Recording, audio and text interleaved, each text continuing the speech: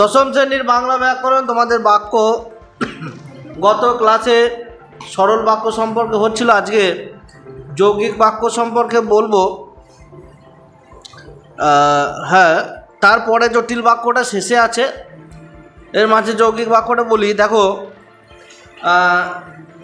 কয়েকটা বাক্য দেওয়া রয়েছে, পুরোপুরি জিনিসটা বুঝবো। যেমন এক্ষেত্রে প্রথম কয়েকটি উদাহরণ দেওয়া যাক। প্রথমে কিছু উদাহরণ দিয়েছে, তারপরে এটা ডিটেলসে বর্ণনা করা আছে। যেমন শীতে হাতিগুলো পাহাড় থেকে নেমে আসে। শীতে হাতিগুলো ফসলের খুব ক্ষতি করে। নির্মেঘ আকাশ, পূর্ণচ্ছেদ আকাশের রং ঘন নীল।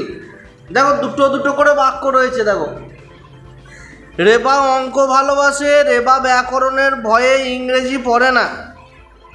এই যৌগিক বাক্য অতি সহজ, সব থেকে সহজ যৌগিক বাক্য। দুটো বাক্য দেওয়া থাকবে পূর্ণচ্ছেদ হিসাবে। তোমাকে একটা কোনো কনজাংশন লাগিয়ে, ঠিক আছে, সংযোগকারী অব্যয় লাগিয়ে তোমাকে কিন্তু কি করতে হবে, একটা বাক্যে পরিণত করতে হবে। তাহলে এইটা একটা বাক্য ছিল যে শীতে হাতিগুলো পাহাড় থেকে নেমে আসে, একটা বাক্য। আর একটা বাক্য এখানেই দেওয়া আছে, শীতে হাতিগুলো ফসলের খুব ক্ষতি করে। এই দুটো বাক্যকে আমাকে একটা করতে হবে। তাহলে কি হবে,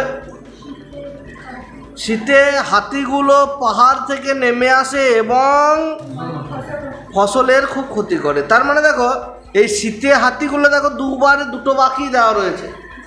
আমরা জানি দুটো সাবজেক্ট হবে না, একটাতেই পরিণত আমরা করব। ফলে এই যে শীতে হাতিগুলো আর এদিকের বাক্যে শীতে হাতিগুলো, আমরা প্রথমে এই শীতের হাতিগুলো এখানেই রাখলাম। শীতে হাতিগুলো পাহাড় থেকে নেমে আসে, শুধু একটা সংযোগকারী অব্যয় লাগিয়ে দিলাম, এবং ফসলের খুব ক্ষতি করে, ব্যাস। এরপরে দ্বিতীয় বাক্য দেখো, নির্মেঘ আকাশ আর আকাশের রং ঘন নীল। এখানে দুটো কোনটা ব্যবহার হয়েছে, দুটো দেখো আকাশের কথা এখানে কিন্তু দেওয়া রয়েছে, ঠিক আছে। দেখো, নির্মেঘ আকাশ আর আকাশের রং ঘন নীল, এর মধ্যে দুটো কি একই রয়েছে, দেখো আকাশ রয়েছে।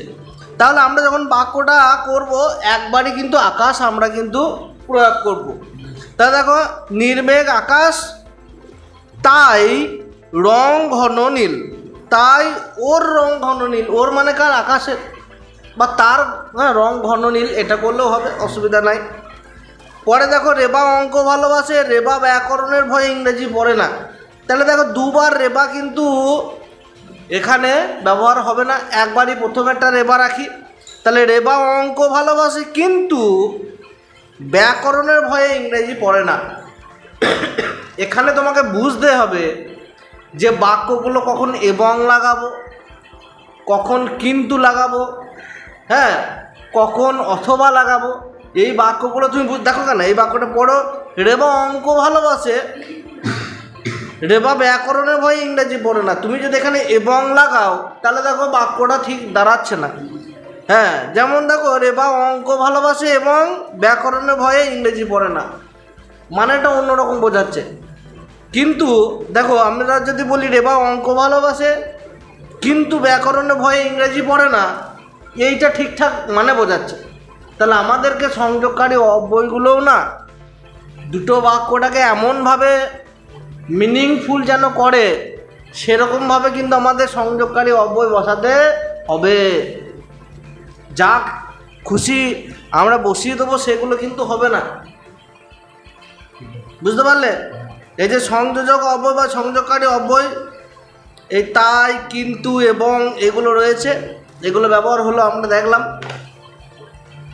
এদিকে কিছু রয়েছে, বাক্যগুলো জুড়ে দেওয়ার ফলেও বাক্যগুলোর অর্থ কিন্তু একই রকমই আছে এবং ওদের গঠনও খুব একটা বদলায়নি। তবে বাক্যগুলির অর্থ অনুসারে যোজক পদগুলির ব্যবহার ঘটেছে, যেগুলো সংযোগকারী অব্যয় বা সংযোজক অব্যয় যেগুলো বলছি সেগুলো। তাহলে আরও কিছু সংযোজক অব্যয় আমরা দেখি, যেমন বরং, তবুও, তথাপি, এগুলো ইংরেজিতে কোনগুলো, অলদো, দো, বিকজ, অর, অ্যান্ড, বাট, এই জিনিসগুলো। তাহলে বরং, তবুও, তথাপি এগুলো আমরা কিন্তু, পরন্তু এই সমস্ত শব্দগুলো যে সংযোজক অব্যয়গুলো রয়েছে সেগুলো পরিবর্তে আমরা এগুলো লিখতে পারি। এখানে দেখো অনেক উদাহরণ দেওয়া রয়েছে। আর একটা উদাহরণ বলি নিয়ে আমি যৌগিক বাক্যটা শেষ করব। এইগুলো শেষে গিয়ে কিন্তু তোমাদের দেওয়া থাকবে এক্সারসাইজে। যেমন অনুপম ফুটবল খুবই পছন্দ করে, ক্রিকেট ততটা নয়। তাহলে এই বাক্যে দেখো সংযোজক পদ কিন্তু নেই। তাহলে আমরা এটি কিভাবে লিখতে পারি? অনুপম ফুটবল খুবই পছন্দ করে কিন্তু ক্রিকেট ততটা নয়। কিন্তু কেন লাগালাম? কেননা দেখবে বিপরীত বলছে। দেখো একটা জিনিস ভালোবাসে, একটা জিনিস ভালোবাসে না, তাহলে কিন্তু লাগিয়ে দিলাম। তাহলে ওইটা ভালোবাসে কিন্তু ওইটা ভালোবাসে না, এটা আমরা বলতে পারি। আবার যদি একই জিনিস বোঝায়, ধরো আমার কাছে পেন আছে আবার পেন্সিলও আছে, তাহলে আমি ওখানে কী বলতে পারি? আমার কাছে পেন এবং পেন্সিল আছে। কিন্তু আমি যদি বলি যে আমার কাছে পেন আছে কিন্তু পেন্সিলও আছে, তাহলে হবে না। দুটো জিনিস একই যদি বোঝায় তাহলে সেখানে কিন্তু কি বসছে? এবং বসছে। আরও কিছু আছে জিনিস, এগুলো আমাদের প্র্যাকটিস করে করে মুখস্থ করতে হবে।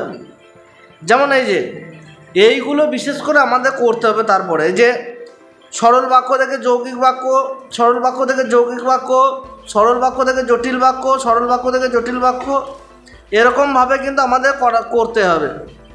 আবার সরল বাক্য থেকে যৌগিক বাক্য, এই প্রয়োগগুলো আমাদেরকে শিখব।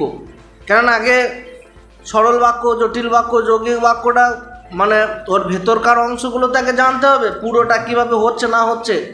তবে তো আমরা সরল বাক্য থেকে জটিল বাক্য, জটিল বাক্য থেকে সরল বাক্য, যৌগিক বাক্য থেকে সরল বাক্য, যৌগিক বাক্য থেকে জটিল বাক্য, এইগুলো তো আমরা পরে এক্সারসাইজগুলো করব। আর পরীক্ষা তোমাদের এইগুলোই থাকবে। এইগুলো দিয়ে দেবে যে জটিল বাক্য থেকে যৌগিক বাক্য বলো, যে যদি সত্যি কথা না বলো তবে শাস্তি পাবে। জটিল বাক্য ছিল। যৌগিক বাক্য বলো সত্যি কথা বলো, না হলে শাস্তি পাবে, বা নইলে দিয়েছে। তাহলে এইগুলো আমাদের কিন্তু পরিবর্তন করতে হবে। এইগুলো একটু নিয়মও আছে, কখন কিভাবে করব। আর এইগুলো করার ক্ষেত্রে বাক্যগুলোকে ফোকাস করতে হবে, বাক্যতে কি বলতে চাইছে।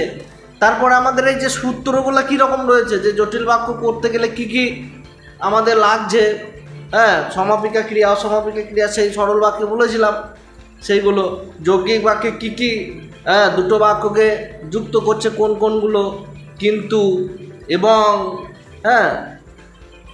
তবুও, বরং, তথাপি, এই সমস্ত সংযোগকারী অব্যয়গুলো যুক্ত করছে। এই জিনিসগুলো আমাদের মনে না রাখলে আমাদের কিন্তু সমস্যা, পরবর্তীকালে কিন্তু এগুলো করতে গিয়ে হবে এক্সারসাইজ।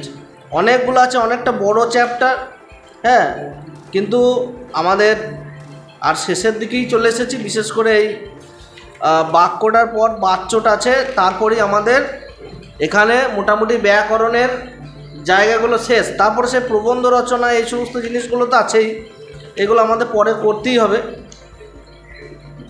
মোটামুটি আমরা চেষ্টা করব যে পুজোর মধ্যে সমস্তটাই কমপ্লিট করে দেওয়া, মানে টেস্টের আগে আগে। তাহলে তোমরা টেস্টে দেখতে পাবে কীরকম কীরকম তোমাদের রেজাল্ট হচ্ছে না হচ্ছে এই জিনিসটা। বেশ, চলো আজকে যৌগিক বাক্যটা সম্পর্কে আলোচনা করলাম।